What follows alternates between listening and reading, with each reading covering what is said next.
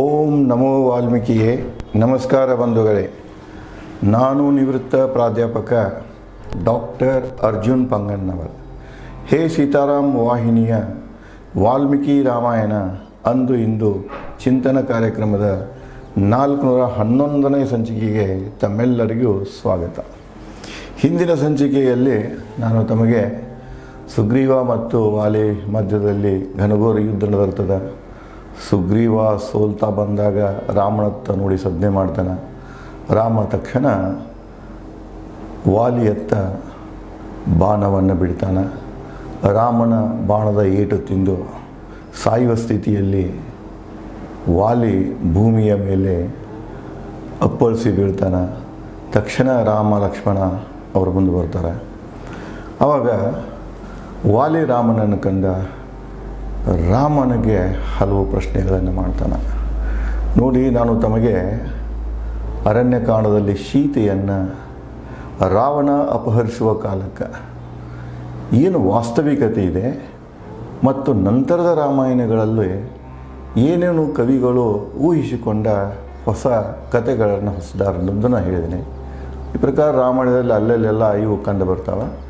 ತಮ್ಮ ಕಾಲಕ್ಕನುಗುಣವಾಗಿ, ತಮ್ಮ ಮೌಲ್ಯಗಳ ಅನುಗುಣವಾಗಿ, ಆಳಸರ ಇಚ್ಛೆಯ ಮೇರೆಗೆ ರಾಮಾಯಣ ಮಹಾಭಾರತಗಳನ್ನು ಇದೇ ರೀತಿಯಾಗಿ ತಿದ್ದುತ್ತಾ ಬಂದಿದ್ದಾರೆ, ಪ್ರಕ್ಷೇಪಗಳನ್ನು ನೀಡ್ತಾ ಬಂದಿದ್ದಾರೆ. ಇಲ್ಲಿಯೂ ಕೂಡ ವಾಲಿ ವಧೆ ಸಂದರ್ಭದಲ್ಲಿ ಇದನ್ನು ಕೂಡ ಕೆಲವೊಂದು ಕವಿಗಳು, ಕೆಲವೊಂದು ಟೀಕಾಕಾರರು, ಪ್ರವಚನಕಾರರು, ಕೀರ್ತನಕಾರರು ತಮಗೆ ಹೇಗೆ ಬೇಕಲ್ಲ ತಮ್ಮ ವಿಚಾರಗಳ ಹೇಗೆ ವ್ಯಕ್ತಪಡಿಸಬೇಕು, ಜನರ ಮಧ್ಯೆ ಬಿಡಬೇಕು ಅಂತ ಇಟ್ಕೊಂಡು ಹಲವಾರು ತರ್ಕಗಳನ್ನು ಬಿಟ್ಟಾರೆ.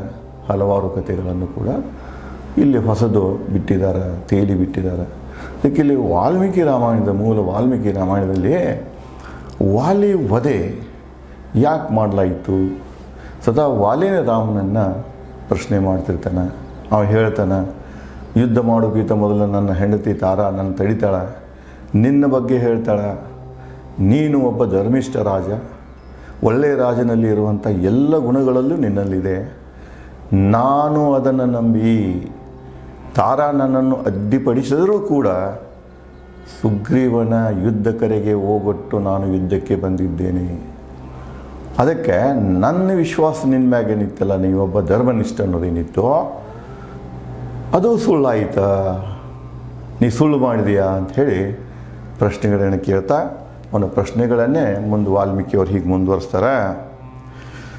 ಓ ರಾಮ, ನಿನ್ನಲ್ಲಿ ಗುಣಗಳ ತಿಳಿದು ಯುದ್ಧಕ್ಕೆ ತಾರಾ ಅಡ್ಡಿಯಾಗಾದರೂ ಸುಗ್ರೀವನೊಂದಿಗೆ ಯುದ್ಧಕ್ಕೆ ಇಳಿದೆ. ನೀನೊಬ್ಬನೊಂದಿಗೆ ನಾ ಯುದ್ಧ ಮಾಡುವುದನ್ನು ಕಂಡು, ಇನ್ನೊಬ್ಬನೊಂದಿಗೆ ನಾನು ಯುದ್ಧ ಮಾಡುವುದನ್ನು ಕಂಡು ಅಡಗಿಕೊಂಡು ಹೀಗೆ ಪ್ರಹಾರ ಮಾಡಿದ್ದು ನಿನಗೆ ಯೋಗ್ಯವೇ? ನೀವೊಬ್ಬ ಧರ್ಮಿಷ್ಠ ಇದ್ದೀಯಾ, ರಾಜನಲ್ಲಿ ಇರುವಂಥ ಎಲ್ಲ ಗುಣಧರ್ಮಗಳು ನಿನ್ನಲ್ಲಿವೆ.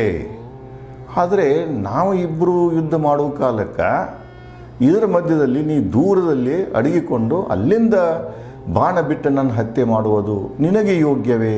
ನಿನ್ನ ವ್ಯಕ್ತಿತ್ವಕ್ಕೆ ಇದು ಯೋಗ್ಯ ಅನ್ನಿಸ್ತಿದೆ ಅಂಥೇಳಿ ರಾಮನ ವಾಲಿ ಕೇಳ್ತಾನೆ. ಮೊದಲು ಕೇಳ್ತಾನೆ, ನನ್ನನ್ನು ಯಾವ ಕಾರಣಕ್ಕಾಗಿ ಕೊಲ್ತಾ ಇದೆಯಾ ಅಂತ ಕೇಳ್ತಾನೆ. ಎರಡನೇದಿದ್ದನ್ನು ಏನು ತರ್ತಾನಂದರೆ, ನೀನು ಈ ರೀತಿಯಾಗಿ ದೂರದಿಂದ ನಿಂತ್ಕೊಂಡು ನನ್ನ ಮೇಲೆ ಪ್ರಹಾರ ಮಾಡಿದಿ, ಒಳ್ಳೆಯ ವ್ಯಕ್ತಿ ಇದ್ದು ಈ ಪಾಪದ ಕೆಲಸ ಯಾಕೆ ಮಾಡಿದೆ ಅಂತ ಹೇಳಿ ಕೇಳ್ತಾನೆ. ತಿಳಿಯಲಿಲ್ಲ ನನಗೆ ನೀನೊಬ್ಬ ಹುಲ್ಲು ಮುಚ್ಚಿದ ಭಾವಿ. ನೀವೊಂದು ಕೆಡ್ಡ ಅದಿ ಅಂತ ಗೊತ್ತಾಗಲಿ. ಹೆಂಗೆ ಆನೆಗಳನ್ನು ಕೆಡ್ಡದಾಗ ಇಡುತ್ತಾರಲ್ಲ, ದನಗಳನ್ನು ಭೂಮಿಯಾದಾಗ ದೊಡ್ಡದು ಒಂದು ಗುಂಡಿಗೆ ಮಾಡಿರ್ತಾರೆ, ತಗ್ಗ ಮಾಡಿರ್ತಾರೆ, ಮ್ಯಾಗೆಲ್ಲ ಸಣ್ಣ ಸಣ್ಣ ಕಟ್ಟಿಗೆಗಳನ್ನು ಹಾಕಿ ಇದನ್ನು ಎಲೆಗಳನ್ನು ಹಾಕಿ ಮುಚ್ಚಿರ್ತಾರೆ. ಪ್ರಾಣಿಗಳು ಏನು ಮಾಡ್ತಾವೆ, ಓಡಿ ಬಂದು ಅಥವಾ ಮತ್ತಾವುದೋ ಆಶೆಗಾಗಿ ಬಂದು ಅದರ ಮ್ಯಾಗ ಕಾಲಿಟ್ಟಾಗ ಆ ಗುಂಡಿಯಲ್ಲಿ ಬೀಳ್ತಾವೆ, ಆನೆ ಕೂಡ ಬೀಳ್ತದೆ. ಹಾಗೆ ನೀನು ನನ್ನ ಗುಂಡಿಯಲ್ಲಿ ಕೆಲವಬೇಕಂತ ಹೇಳಿ ನೀನು ಯುದ್ಧ ಮಾಡೋದೊಂದು ಕ್ಲೇಮ್ ಇದನ್ನು ಮಾಡ್ಕೊಂಡು ಕೂತಿದ್ದಿ, ಯೋಜನೆ ಹಾಕೊಂಡು ಕೂತಿದ್ದಿ, ಕೆಡ್ಡಾಗೆಯನ್ನು ತಯಾರು ಮಾಡ್ಕೊಂಡು ಕೂತಿದ್ದಿ, ಅದು ನನಗೆ ತಿಳಿಯಲಿಲ್ಲ. ಧರ್ಮಿಷ್ಠ ರೂಪಿ ಅಧರ್ಮಿ. ನಾನೇನು ಧರ್ಮಿಷ್ಠ ಅಂತ ತಿಳಿದಿದ್ದೆ, ನೀನು ಧರ್ಮಿಷ್ಠ ಅಲ್ಲ, ನೀನು ಧರ್ಮಿಷ್ಠ ರೂಪದಲ್ಲಿರುವಂಥ ಅಧರ್ಮಿ. ಸತ್ಯದ ರೂಪದಲ್ಲಿ ಇರುವಂಥ ಅಪ್ರಿಯ ಅಸತ್ಯ ಅಂತ ಹೇಳ್ತಾನೆ ಅವನು. ನನ್ನ ಹತ್ಯೆಗಾರನೆಂದು ಯಾಕಂತ ಇದ್ದೀನಪ್ಪ ಅಂದರೆ, ವಿನಾಕಾರಣವಾಗಿ ನಿನಗೆ ಯಾವುದೇ ಕಾರಣ ಇಲ್ಲದ ನನ್ನನ್ನು ನೀನು ಕೊಲೆ ಮಾಡ್ತಾ ಇದ್ದೀಯಾ. ಹತ್ಯೆಗಾರನೆಂದು ಬೂದಿ ಮೂಚ ಕೆಂಡದಂತೆ ಪಾಪಿ ದುರಾತ್ಮ ನೀನು, ಅದು ನನಗೆ ತಿಳಿಯಲಿಲ್ಲ. ಇಷ್ಟೊಂದು ಒಬ್ಬ ಹತ್ಯೆಗಾರ ಇದೆಯಾ ನೀನು, ಮೋಸದಿಂದ ಹತ್ಯೆ ಮಾಡುವಂಥ ವ್ಯಕ್ತಿ ಇದ್ದೀ, ಒಬ್ಬ ನೀನು ದುರಾತ್ಮ ಇದ್ದೀಯಾ, ನೀನು ಪರಮಾತ್ಮ ಅಲ್ಲ, ಶ್ರೇಷ್ಠ ಆತ್ಮ ಅಲ್ಲ, ಒಂದು ಕೆಟ್ಟ ಆತ್ಮ ಇದೆಯಾ ಅಂಥೇಳಿ ನನಗೆ ತಿಳಿಯಲಿಲ್ಲ. ನಿನಗೆ ನಿನ್ನ ರಾಜ್ಯದಲ್ಲಿ ಎಸಗಿಲ್ಲ ನಾನ್ಯಾವ ಅಪರಾಧ. ನನ್ನ ಮ್ಯಾಗ ನೀ ಯುದ್ಧ ಮಾಡ್ಬೇಕಾರೆ, ಈ ರೀತಿಯಾಗಿ ಕೊಲ್ಲಬೇಕಾರೆ ನಾನೇನಾದರೂ ತಪ್ಪು ಮಾಡಿರ್ಬೇಕಲ್ಲ, ನಿನಗೇನಾದರೂ ನಾನು ಹಾನಿಯನ್ನು ಉಂಟು ಮಾಡಿರ್ಬೇಕಲ್ಲ. ನಿನ್ನ ರಾಜ್ಯದಾಗಂತೂ ನಾ ಬಂದಿಲ್ಲ, ನಿನಗೆ ಯಾವುದೇ ಪ್ರಕಾರದ ಹಾನಿಯನ್ನು ಮಾಡಿಲ್ಲ, ಯಾವುದೇ ಅನ್ಯಾಯವನ್ನು ಕೂಡ ನಾನು ಮಾಡಿಲ್ಲ, ನಾ ಯಾವ ಅಪರಾಧನೂ ಬಂದು ಅಯೋಧ್ಯೆಯಲ್ಲಿ ಮಾಡಿಲ್ಲ. ನೀನೇಕೆ ಮಾಡಿದಿ ಅಪರಾಧವು ರಾಜನೇ? ನಾನು ಅಪರಾಧ ಮಾಡಿದ್ನಿ ಅಥವಾ ನೀವು ಅನ್ಯಾಯ ಮಾಡಿದ್ದೆ ಅಂದರೆ ನೀ ಇದು ಮಾಡಿದರೆ ಇದಕ್ಕೆ ನ್ಯಾಯಸಮ್ಮತ ಇದೆ, ನ್ಯಾಯಬದ್ಧ ಅಂತ ಹೇಳ್ತೀವಿ, ಧರ್ಮಬದ್ಧ ಅಂತ ಕರಿತೀವಿ. ಯಾಕಂದರೆ ಡಿಟ್ ಫಾರ್ ಡ್ಯಾಟ್, ನಾನು ತಪ್ಪು ಮಾಡೇನೆ, ಅದಕ್ಕೆ ನೀನು ನನಗೆ ಪನಿಷ್ಮೆಂಟ್ ಕೊಟ್ಟಿಯಾ, ಅದನ್ನು ಒಪ್ಕೊಳ್ತಿದ್ದೆ. ಆದರೆ ನಾನು ಯಾವುದೂ ಅಪರಾಧನ ಮಾಡಿಲ್ಲ, ನಿನ್ನೊಂದಿಗೆ ಯಾವುದೂ ನನ್ನ ದ್ವೇಷ ಇಲ್ಲ. ಇಂತಹ ಸಂದರ್ಭದಲ್ಲಿ ನೀನು ನನ್ನನ್ನು ಯಾಕೆ ಹೊಡೆದೀವೋ ರಾಜನೇ ಅಂತ ಕೇಳ್ತಾನೆ. ಧರ್ಮಶಾಸ್ತ್ರ ಬಲ್ಲ, ನೀವೊಬ್ಬ ಸಾದಾ ಮನುಷ್ಯ ಅಲ್ಲ, ಧರ್ಮಶಾಸ್ತ್ರ ಗೊತ್ತಿದೆ ನಿನಗೆ, ಭೂಮಿಯ ನೀತಿ ಸಂಹಿತೆ ಗೊತ್ತಿದೆ ನಿನಗೆ, ಮನುಷ್ಯರ ನೀತಿ ಸಂಹಿತೆ ಗೊತ್ತಿದೆ ನಿನಗೆ, ರಾಜ್ಯದ ನೀತಿ ಸಂಹಿತೆ ಗೊತ್ತಿದೆ, ಎಲ್ಲ ಗೊತ್ತಿದೆ ನಿನಗೆ.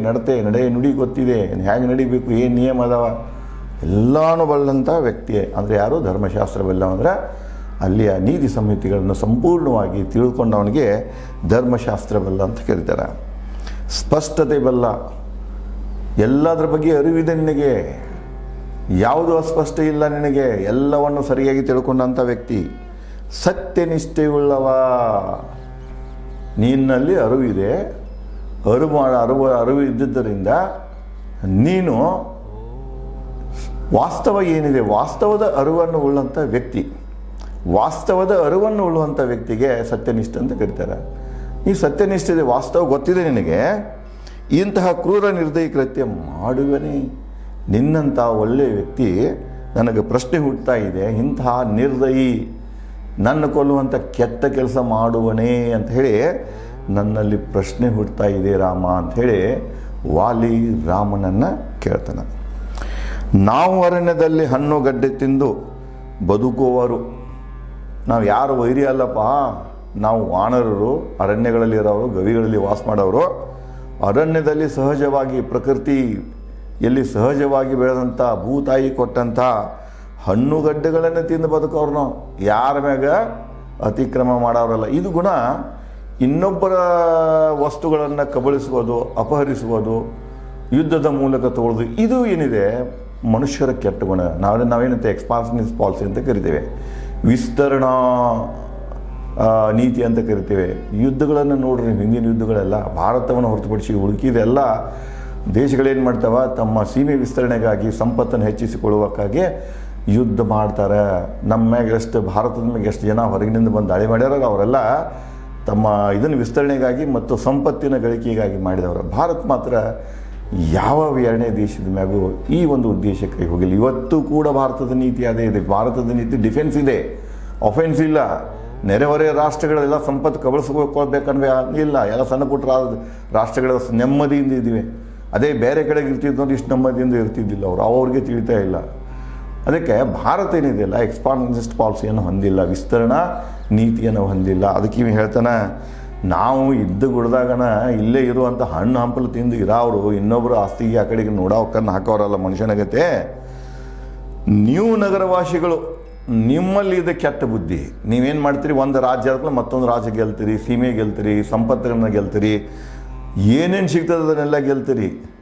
ನಾವು ಮಾತ್ರ ನಿಮ್ಮ ನಗರವಾಸಿಗಳತೆ ಹಂಗಲ್ಲ. ಇಲ್ಲಿ ನೋಡಿ, ವಾಲ್ಮೀಕಿಯವರು ಆ ತ್ರೇತಾಯುಗದಲ್ಲಿ ನಗರವಾಸಿಗಳ ಮನೋಧರ್ಮವನ್ನು ಅಥವಾ ಸಾಮಾಜಿಕ ಮಾನಸ ಸ್ಥಿತಿಗತಿಯನ್ನು, ಅರಣ್ಯಗಳಲ್ಲಿ ವಾಸಿದ ಯಾರನ್ನು ನಾವು ಅರಣ್ಯವಾಸಿಗಳು, ಅನಾಗರಿಕರು ಅಂತ ಏನು ಕರೀತಿದ್ದೇವೆ, ಗುಡ್ಡಗಾಡಲ್ಲಿ ಇರುವಂಥ ಜನ ಅಂತ ಏನು ಕರೀತಿದ್ದೇವೆ, ಅಸಂಘಟಿತ ಜನ ಅಂತ ಕರೀತಿದ್ದೇವೆ, ಅವರಲ್ಲಿ ಈ ಅತಿಕ್ರಮಣ ಸ್ವಭಾವಗಳಿರುವುದಿಲ್ಲ. ಇವತ್ತು ನೋಡ್ರಿ, ಈ ಅರಣ್ಯ ಸಂಪತ್ತನ್ನು ಲೂಟಿ ಮಾಡೋರು ಅಲ್ಲಿ ವಾಸಿಸುವಂಥ ಪ್ರಾಣಿಗಳಲ್ಲ, ಈ ಮನುಷ್ಯ.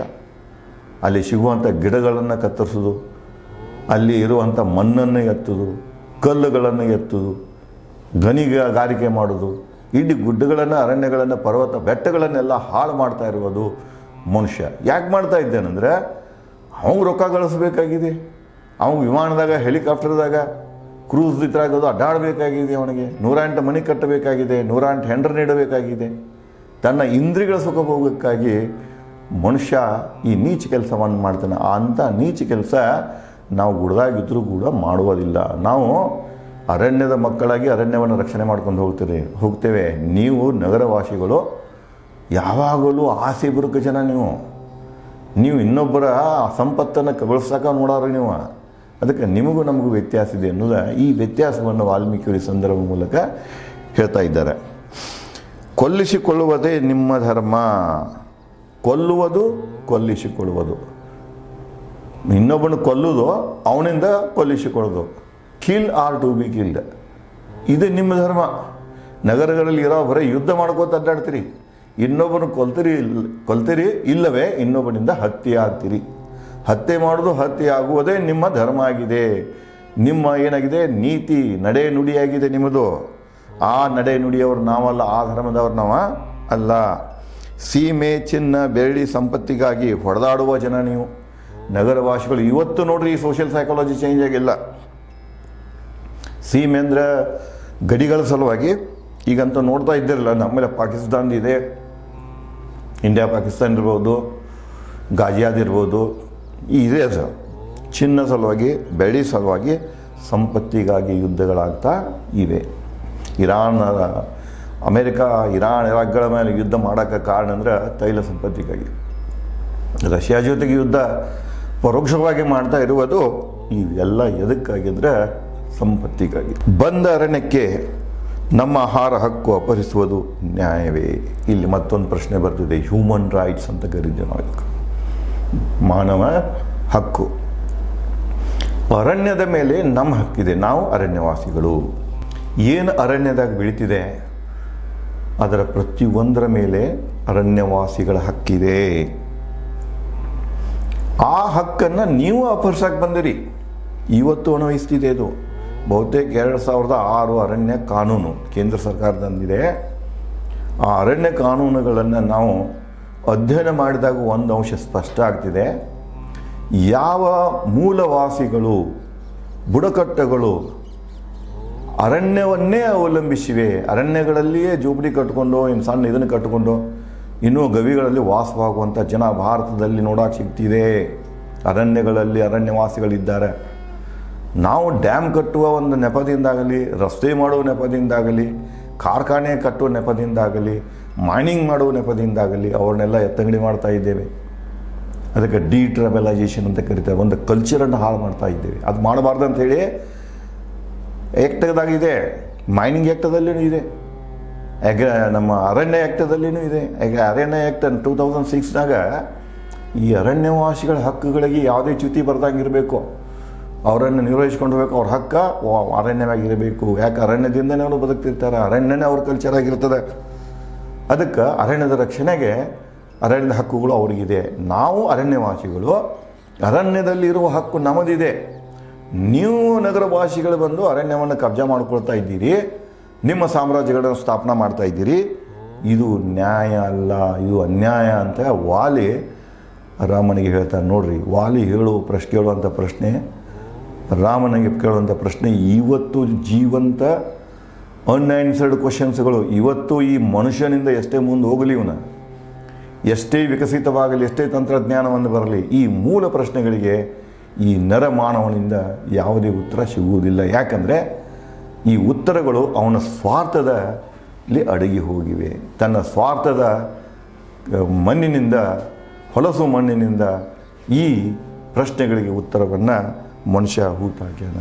ಅದಕ್ಕೆ ರಾಮನಿಗೆ ಹೇಳ್ತಾನೆ, ನೀ ಅರಣ್ಯಕ್ಕೆ ಬಂದು ನಮ್ಮ ಹಕ್ಕುಗಳನ್ನ ಅಪಹರಿಸ್ತಾ ಇದ್ದೀಯಾ, ಇದು ನ್ಯಾಯವೇ ಅಂತ ಕೇಳ. ಇದೇ ರೀತಿಯಾಗಿ ಮುಂದುವರೆದು ಮತ್ತು ಅಲ್ಲಿ ಮತ್ತೇನು ರಾಮನಿಗೆ ಪ್ರಶ್ನೆ ಮಾಡ್ತಾನೆ. ಅಲ್ಲಿ ಆ ಸಂದರ್ಭ ಮೂಲಕ ವಾಲ್ಮೀಕಿಯವರು ತ್ರೇತಾಯುಗದ ಮತ್ತು ಸರ್ವಕಾಲದ ಸಮಸ್ಯೆಗಳನ್ನು ಯಾವ ರೀತಿಯಾಗಿ ಮುಂದಿಡ್ತಾರೆ ಅನ್ನೋದನ್ನು ನಾನು ತಮಗೆ ಮುಂದಿನ ಸಂಚಿಕೆಯಲ್ಲಿ ಹಂಚಿಕೊಳ್ಳುತ್ತೇನೆ. ಧನ್ಯವಾದಗಳು.